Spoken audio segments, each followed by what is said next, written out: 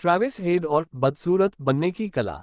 ये देखने में तो बहुत सुंदर नहीं है, लेकिन मुझे लगता है कि मैं अपना काम कर सकता हूँ। अगर यह बदसूरत है तो ये बदसूरत है। अगर मैं अच्छा महसूस कर रहा हूँ तो ये बहुत बढ़िया है। मुझे लगता है कि मैंने जितने भी बेहतरीन समय बल्लेबाजी की है, वे सबसे बदसूरत समय रहे हैं। ऐसा अक्सर नहीं होता कि आप किसी बेहतरीन बल्लेबाज को अपनी बल्लेबाजी के लिए बदसूरत शब्द का इस्तेमाल करते हुए सुने। लेकिन ट्रेविस हेड जो कुछ भी करते हैं उसमें एक स्पष्ट रूप से कच्ची ईमानदारी होती है। आप इसे उनके बल्लेबाजी करने के तरीके में देख सकते हैं। जब आप उन्हें अपनी बल्लेबाजी के बारे में बात करते हुए सुनते हैं तो यह और भी अधिक स्पष्ट हो जाता है। और यह पहली बार नहीं है कि उन्होंने अपनी बल्लेबाजी शैली के सौंदर्यशास्त्र की कठोर आलोचनात्मक नज़र से जांच की है।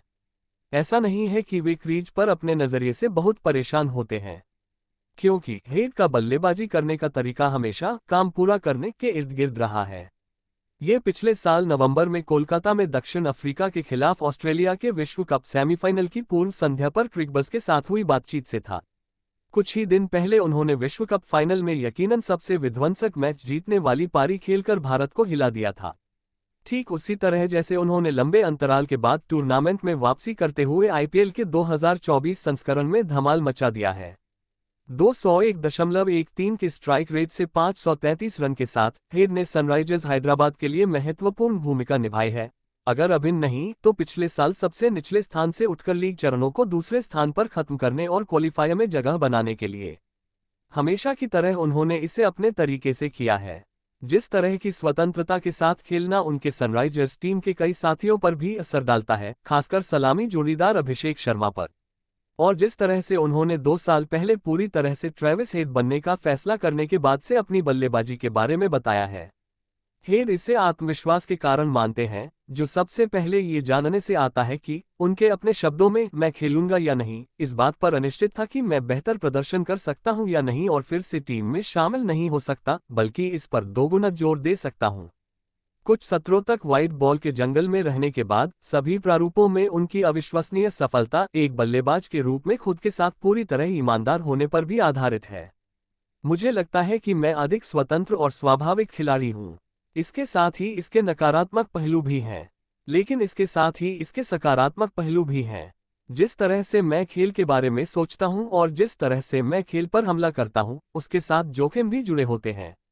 इससे गेंदबाजों पर दबाव पड़ता है, लेकिन उन्हें मौका भी मिलता है। हर खिलाड़ी पक्ष और विपक्ष का सामना करने वाला होता है। कुछ खिलाड़ियों पर विपक्ष का बहुत अधिक प्रभाव हो सकता है, शायद मेरे लिए इतना नहीं। जब मैं शॉट खेलता हूं तो मुझे अच्छा नहीं लगता क्योंकि मुझे पता है कि राय के साथ क्या प्रभाव पड़ता है। लेकिन आप उनके बारे में ज्यादा कुछ नहीं कर सकते, वे कहते हैं। मुझे पता है कि मैं किट बैग में बहुत ज्यादा शॉट नहीं छोड़ता हूं और जब कभी शॉट आता है तो आप बहुत ज्यादा खुश महसूस करते हैं। इसकी कोई गारंटी नहीं है। मैं खेल के दौरान खुद के साथ भी ईमानदार रह सकता हूं।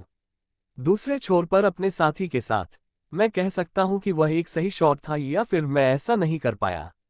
लेकिन साथ ही मुझे लगता है कि मैं इसे एक मजेदार तरीके से करता हूं। दूसरे दिन मुझे पता चला कि मैंने एक खराब शॉट खेला है।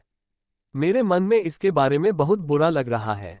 मैं इसे ज्यादा नहीं दिखाता, लेकिन साथ ही मैं अपने अंदर बहुत ज्यादा सहानुभूति रखता हूं। मैं इसे अपने अंदर दिखाता हूं। मेरे लिए सहानुभूति वाला हिस्सा ठीक है, आपको इसके साथ आगे बढ़ना है, एक रास्ता खोजना है, उस लड़ाई को लड़ना है, खुद के साथ ईमानदार होना है और कड़ी मेहनत करनी है। इस सीजन में उन्होंने जो कड़ी मेहनत की है उससे यह बात बहुत स्पष्ट है कि हेड ने आईपीएल के दौरान स्पिनरों को किस तरह से संभाला है। यहां तक कि उन पिचों पर भी जो टूर्नामेंट के मई चरण के दौरान धीमी पड़ने लगी थी। कलाई के स्पिनरों को संभालना उनके लिए सबसे प्रभावशाली रहा है, ये देखते हुए कि उन्हें केवल 14 महीने पहले नागपुर में पहले टेस्ट से बाहर रखा गया था क्योंकि स्पिन के खिलाफ उनकी कथित समस्याएं थीं। हेड खुद के बारे में बहुत ज्यादा बात नहीं करते हैं, लेकिन एक बल्लेबाज और एक क्रिकेटर के रूप में उनके बारे में बनी धारणाओं पर उनका विचार सुनना दिलचस्प है। मुझे अभी भी लगता है कि मैं चीजों के बारे में गहराई से सोचता हूं। मैं अभी भी बेहतर करना चाहता हूं, लेकिन बहुत से लोग इसे नहीं देखते हैं। मैं बहुत ज्यादा बदलाव या कुछ भी नहीं करता। मैं अभी भी खेल के बारे में गहराई से सोचता हूं और योगदान देना चाहता हूं। शायद ये हमेशा मेरे प्रशिक्षण या खेलने के तरीके में प्रतिबिंबित नहीं होता है। आईने में देखना और यह जानना मुश्किल है कि जब आप मुझे देखते हैं या जब आप मेरे खिलाफ खेलते हैं तो ये कैसा दिखता है, लेकिन मेरी ताकत खुद के साथ ईमानदार होने में है, वे कहते हैं। हेड ने स्वीकार किया कि पिछले कुछ वर्षों में उनके मन में कुछ शॉट्स खेलने के लिए थोड़ा और पारंपरिक दृष्टिकोण अपनाने के विचार आए हैं, लेकिन उनका मानना है कि उनके पास जो है और जिस तरह से वे अपने खेल को आगे बढ़ाते हैं उससे उन्हें हमेशा सर्वश्रेष्ठ मिला है। और उन्होंने खुलासा किया कि पारी को आगे बढ़ाने की उनकी कभी कभी उन्मत्त शैली के पीछे एक ठोस तरीका होता है। कुछ चीजें हैं जो मैं अलग तरीके से करना पसंद करता हूं। मेरे लिए ये सब तकनीक पर निर्भर करता है। ये जो करता है वह मेरे दिमाग में अलग लगता है, जैसा कि ये दिखता है। ये दिखने में जितना अलग है, मेरी हरकतों में भी उतना ही अलग लगता है। दूसरे दिन मैं अच्छी स्थिति में था। हाँ, यह ज्यादा उछला नहीं और मेरे स्टंप पर जा लगा। मैंने रिप्ले देखा और यह पूरी तरह से अलग था। दिमाग कैसे काम करता है और शरीर कैसा महसूस करता है। मैं हमेशा कारणों पर वापस जाता हूं और इसे यूं ही जाने नहीं देता। मुझे वैसा महसूस नहीं हुआ जैसा कि ये दिख रहा था। मैं टेप देखता हूं। मैं इस पर वापस जाता हूं कि मुझे कैसा महसूस हुआ, हरकतें कैसी लगी, मैं गेंद से पहले और गेंद के बाद क्या सोच रहा था। ये सब बातें वे बताते हैं। खेल के सभी रूपों में, विभिन्न परिस्थितियों में उनकी निरंतर सफलता के बावजूद, ऐसे संशयवादी लोग हैं जो 30 वर्षीय दक्षिण ऑस्ट्रेलियाई बाएं हाथ के खिलाड़ी को एक रहस्य के रूप में चित्रित करना जारी रखते हैं, या कम से कम ऐसा व्यक्ति जिसे वे समझ नहीं पाते।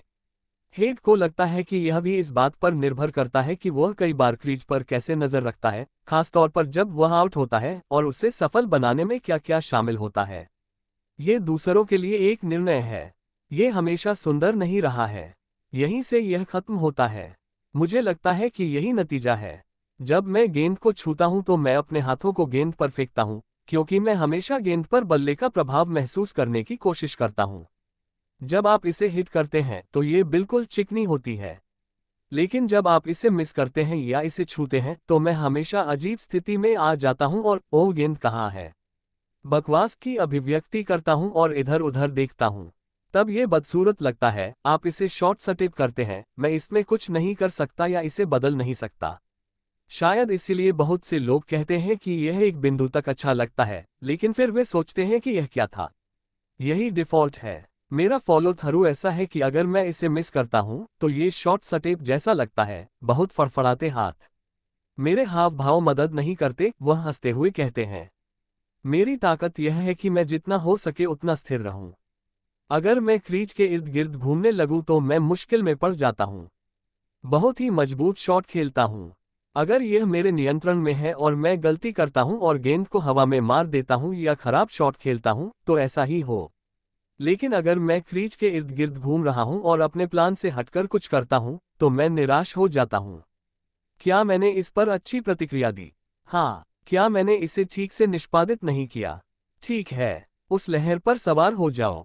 इस सीजन में आईपीएल दर्शकों को काफी रोमांचित करने के साथ ही हेड ने अपनी लहर पर सवार रहना जारी रखा है और अब उनके पास एक हाई प्रोफाइल टूर्नामेंट में भारतीय धरती पर एक और टीम को गौरव दिलाने का मौका है।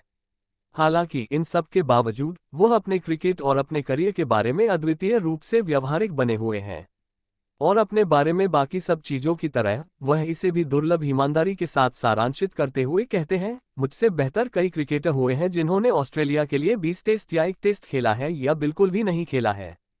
इसलिए पीढ़ीगत रूप से हम पहेली के टुकड़ों में फिट होते हैं।